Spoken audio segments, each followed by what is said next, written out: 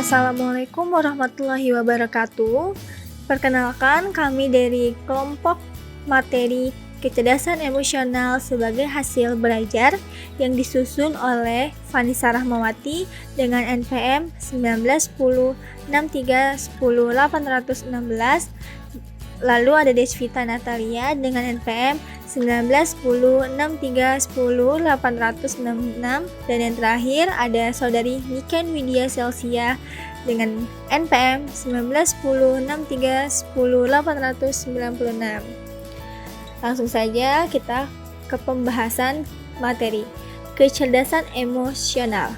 Menurut Goleman, kecerdasan emosional adalah kemampuan seseorang mengatur kehidupan emosinya dengan inteligensi, menjaga keselarasan emosi dan pengungkapan melalui keterampilan kesadaran diri, pengendalian diri, motivasi diri, empati, dan keterampilan sosial.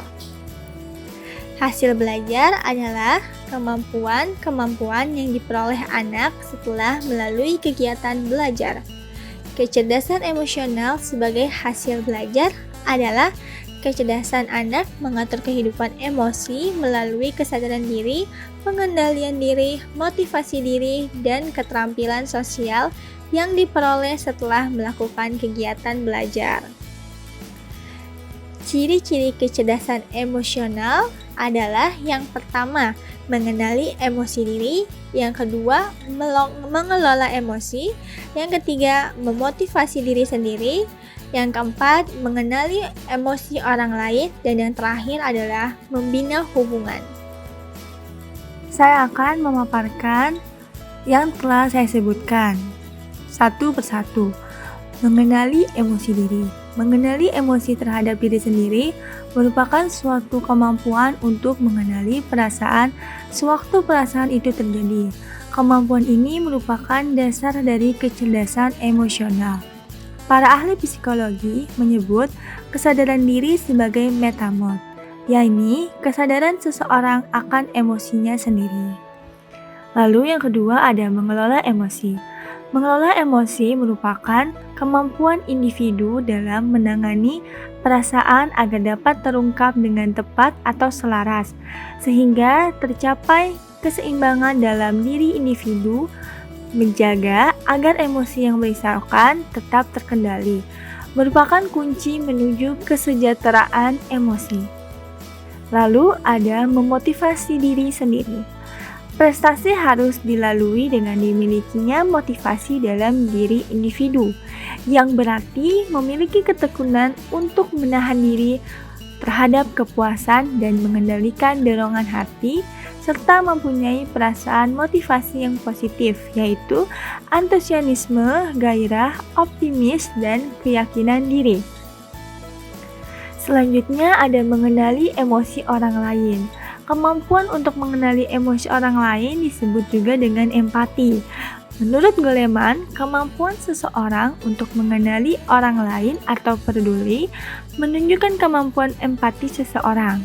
Individu yang dimiliki kemampuan empati lebih mampu menangkap sinyal-sinyal sosial yang tersembunyi yang mengisyaratkan apa-apa yang dibutuhkan orang lain, sehingga ia lebih mampu menerima sudut pandang orang lain, peka terhadap perasaan orang lain, dan juga lebih mampu untuk mendengarkan orang lain. Dan yang terakhir, membina hubungan. Kemampuan dan membina hubungan merupakan suatu keterampilan yang menunjukkan popularitas, kepemimpinan, dan keberhasilan antar pribadi.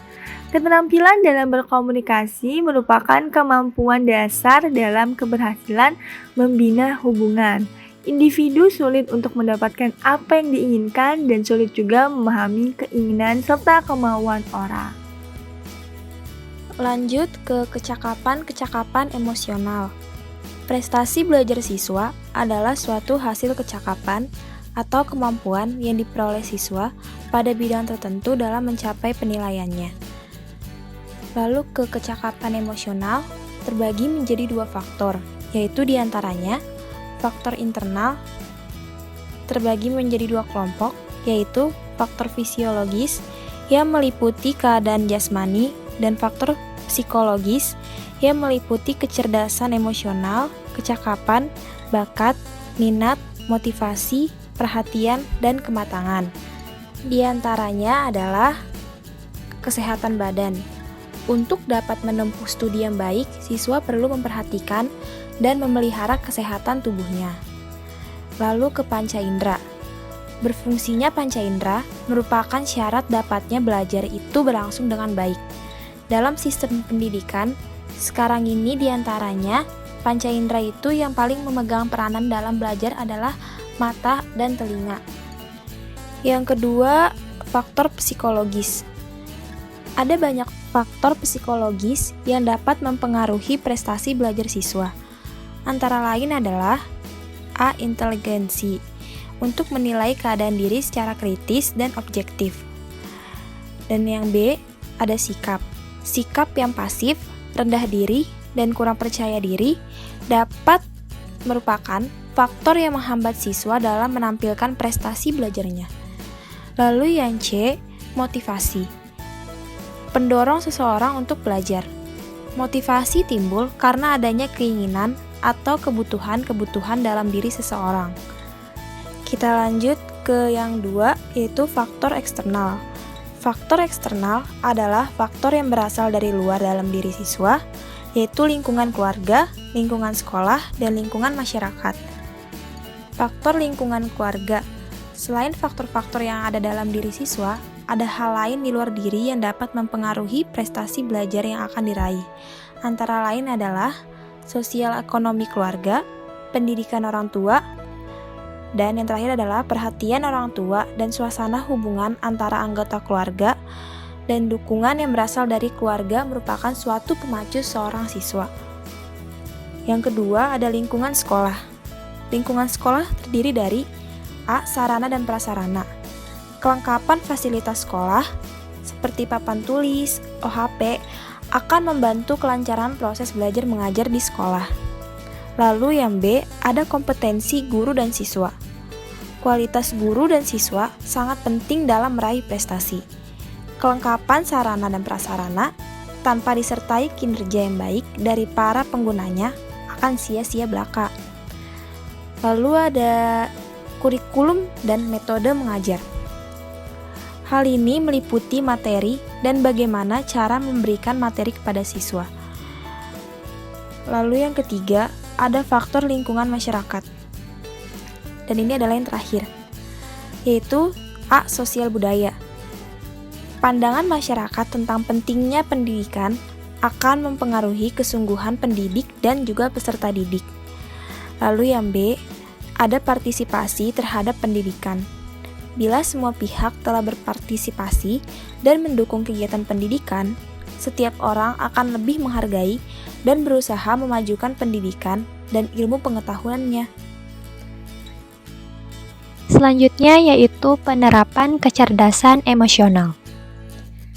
Dalam proses pembelajaran, penerapan kecerdasan emosional dapat dilakukan secara luas dalam aktivitas dan bentuk-bentuk spesifik pembelajaran. Bentuk aktivitas penerapan kecerdasan emosional yaitu bagaimana pemahaman guru terhadap kecerdasan emosional, serta pengetahuan tentang cara-cara penerapan kepada anak, merupakan bagian penting dalam rangka membantu mewujudkan perkembangan potensi-potensi anak secara optimal. Berikut bentuk konkret upaya mengembangkan kecerdasan emosional anak. Antara lain, mengembangkan empati dan kepedulian, mengajarkan kejujuran dan integritas, mengajarkan memecahkan masalah. Mengembangkan empati dan kepedulian. Beberapa cara yang perlu dilatihkan kepada anak untuk mengembangkan sikap empati dan kepedulian antara lain: 1. Memperketat pengajaran kepada anak untuk memiliki sikap peduli dan tanggung jawab. Kedua, mengajarkan dan melatih anak mempraktekkan perbuatan-perbuatan yang baik. Ketiga, melibatkan anak di dalam kegiatan-kegiatan layanan masyarakat. Mengajarkan kejujuran. Beberapa hal penting yang dapat dilakukan guru atau orang tua dalam menumbuhkan kejujuran anak. Antara lain, sebagai orang yang lebih tua, kita harus mengusahakan agar pentingnya kejujuran terus menjadi topik perbincangan di dalam rumah, kelas, ataupun sekolah. Selanjutnya, kita perlu membangun kepercayaan anak yang dapat dilakukan baik dengan cara menyampaikan cerita-cerita yang bertemakan saling percaya atau melalui berbagai bentuk permainan. Sebagai orang yang lebih tua juga, kita perlu menghormati privasi anak. Berarti memberikan ruang yang berarti bagi tumbuhnya rasa percaya pada anak dan penghargaan pada anak. Mengajarkan memecahkan masalah. Langkah-langkah yang dapat diterapkan pada anak dalam melatih memecahkan masalah. 1. Mengklarifikasi masalah. Kedua, memikirkan alternatif pemecahan masalah. Ketiga, membandingkan alternatif-alternatif yang kemungkinan akan dipilih. Dan yang keempat, menentukan pemecahan masalah yang terbaik.